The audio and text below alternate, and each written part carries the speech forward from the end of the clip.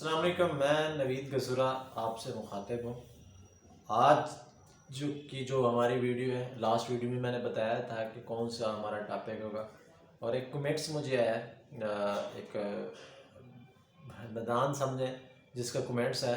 Comments में ये कह रहे थे आप एल एच वी करते रहते हैं, एल एच वी है क्या चीज़, हमें भी कुछ बताओ, इसके कोई ज़्यादा फ़ायदे हैं नुकसान हैं, हम बच्चों को करवाएं या हम अगर करवा रहे हैं तो हमें बताएं कि हम उसके लिए क्या करें, एल एच वी के बारे में बताएं ये क्या चीज़ है।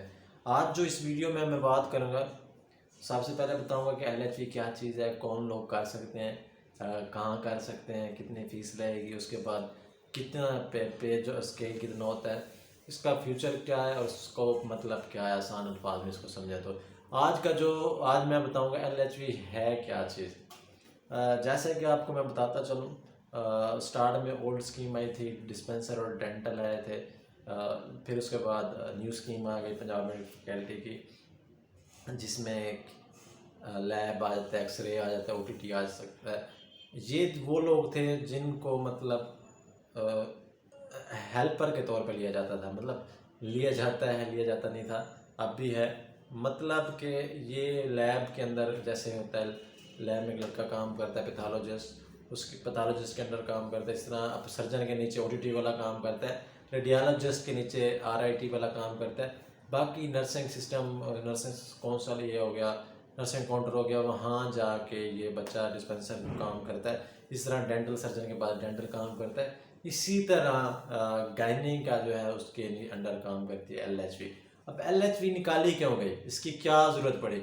अब स्टार्ट में जैसे कि आपको मालूम है, पहले हम ये लोग जानते थे कि फ़लाँ एक है, फ़लाँ बंदा है या फ़लाँ बंदा डॉक्टर बन गया है, फ़लाँ का बेटा डॉक्टर बन गया है, तो लोग भागते थे, मिलने को तरसते थे कि डॉक्टर कैसे होता है, कैसे रहता है। आपके सामने आप थोड़ा सा 10 से 15 साल पहले चले जाएं तो ऐसे ही सीन कुछ थे। अब तो माशाल्लाह हर घर में एक डॉक्टर है, जब से पैसा है और हर बंदा सेल्फ पे कर रहा है। तो उस वक्त ये था।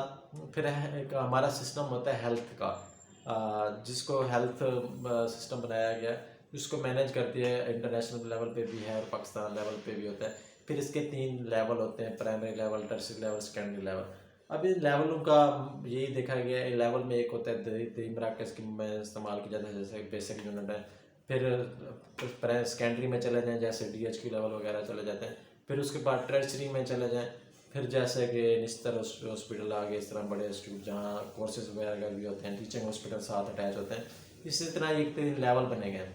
अब ये स्टार्ट में ये था, इसी तरह डॉक्टरों को भी भेजते थे कि क्योंकि डॉक्टर तो इतने लिमिटेड होते थे हमारे पास, वो फिर पहले टर्शियरी लेवल में होते हैं, फिर सेकेंडरी लेवल में होते हैं। यानी कि पहले जो अच्छा डॉक्टर होता था या कहने के बारे में जो जानता था, वो उनको रखते थे बड़े सेटअप पे, फिर डीएचक्यू में लेके आते थे।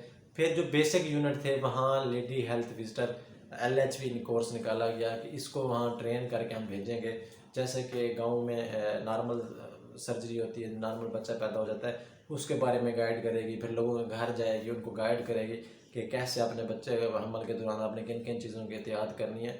फिर उसको अथॉरिटी होती थी अपना सी सेक्शन वगैरह कर सके था कि इस तरह की एक्सप्लेनेशन उसको तैयार किया जाता था। क्योंकि बेसिक यूनिट में यही चीज़ें, बेसिक यूनिट का मतलब होता है देहातों में जितने भी हॉस्पिटल हैं वहाँ एल एच वी काम कर रही होती हैं, फ़ौरन जो भी मसला बनता है फिर वो उसी वक्त वो करते थे। अब तो माशाल्लाह काफ़ी सारे डॉक्टर बन गए हैं, अब इन असिस्टेंट की, हेल्पर की ज़रूरत भी नहीं पड़ती। एल एच वी इसी बेस के लिए निकाली गई। अब जो दूसरी बात है, यानी कि इसको आप हॉस्पिटल गए देहातों में बना लेते थे, फिर इनको वैक्सीन वगैरह के लिए, इसी तरह जितने भी हेल्थ के बेसिक मतलब आम लोगों को समझाने के लिए।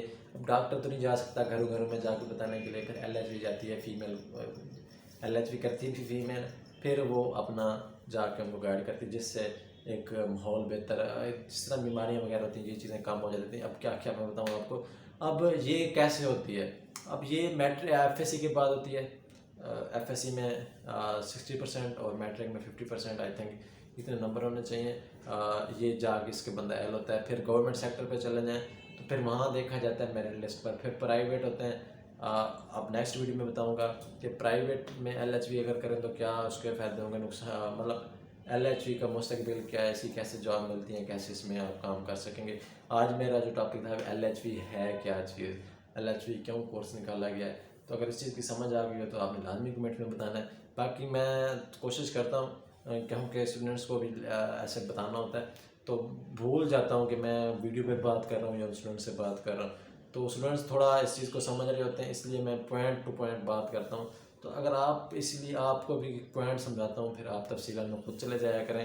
अगर आपको तफसीलन समझ नहीं आती तो फिर आपने मुझे कमेंट्स करना है, कोशिश करूँगा मैं तफसील से बात करूँ। तो फिलहाल के लिए इतना ही, लेने के बाद शुक्रिया।